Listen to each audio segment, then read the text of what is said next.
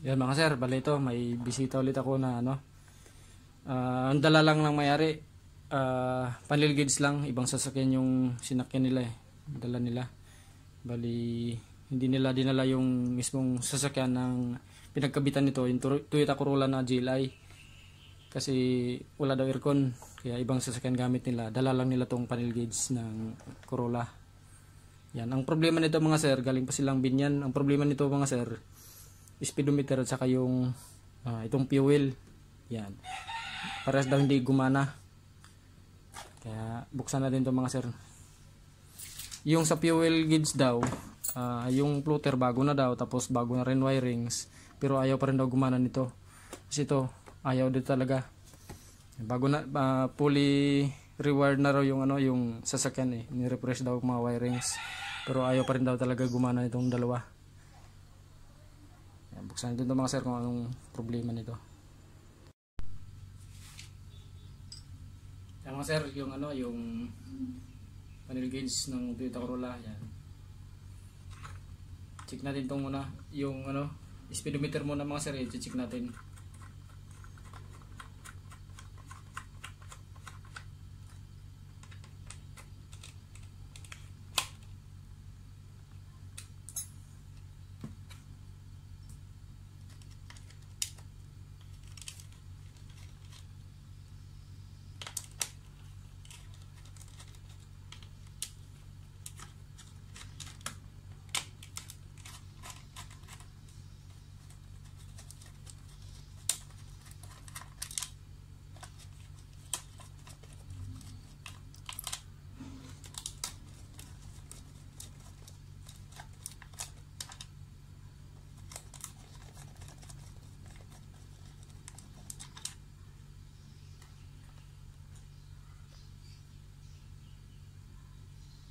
Yung mga sir, sunog dalawang kapasitor. Buksan natin ito mga sir.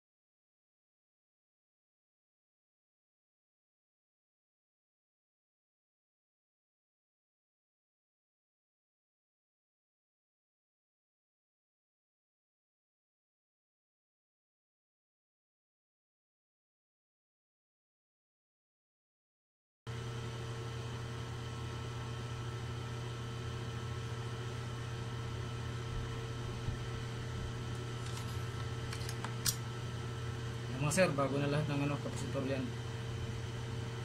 I-assemble na natin ito ulit para ma-simulate na natin.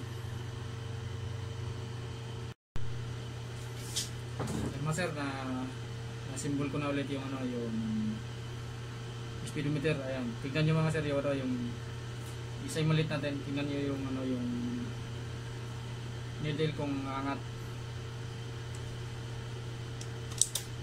Wala na supply mga sir. Papangatin natin mga sir. Testing natin. Yun. Yun mga sir. Napalo na mga sir yung good na yung yung speedometer ni sir sa Toyota Corolla GLI. Yan. Yan. Yan, napalo na. Yan, ayos na mga sir. Bali yung fuel naman ang iti-check ko. Ayos na tong ano, speedometer ni sir.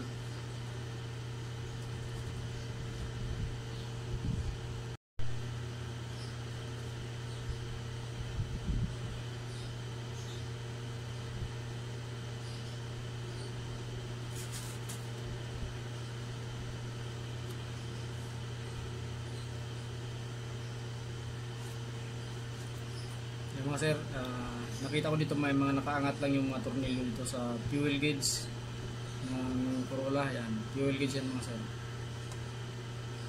Kasi isa yun sa dahilan kaya ay gumana. Lose contact lang. Kita lang natin.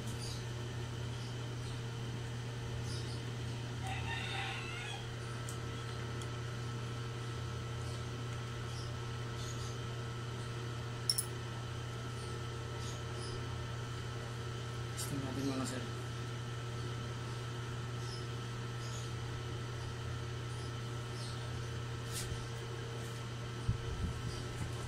Testing natin yung fuel gauge ni sir.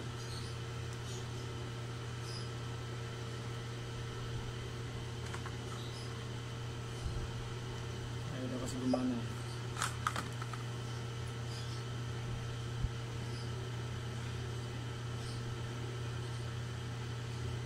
Yun, gumana naman pala. Paangatin natin mga sir. Ayan. Ayan, nakita nyo mga sir, umangat. Ayan.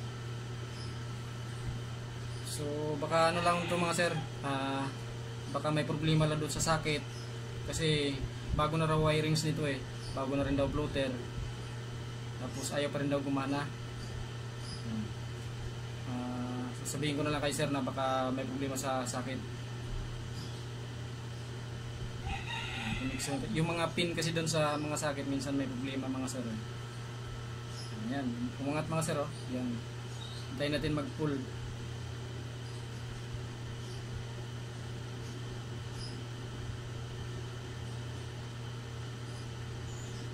Abutin natin sa full tank mga sir. Good naman pala yung yung fuel gauge niya. Umangat pa siya.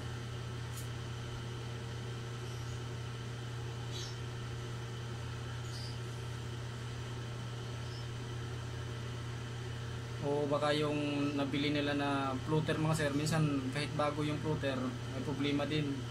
Defective. Yan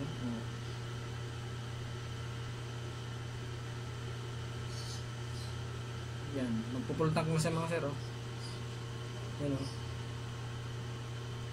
Yan. Good siya, hindi siya sira yung fuel gauge na sir. Yan Ayan, full tank na mga sir. Pababain naman natin. Tingnan natin kung mag-function yung pababa.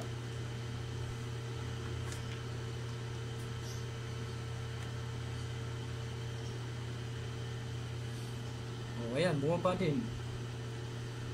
Ayan bababa na siya.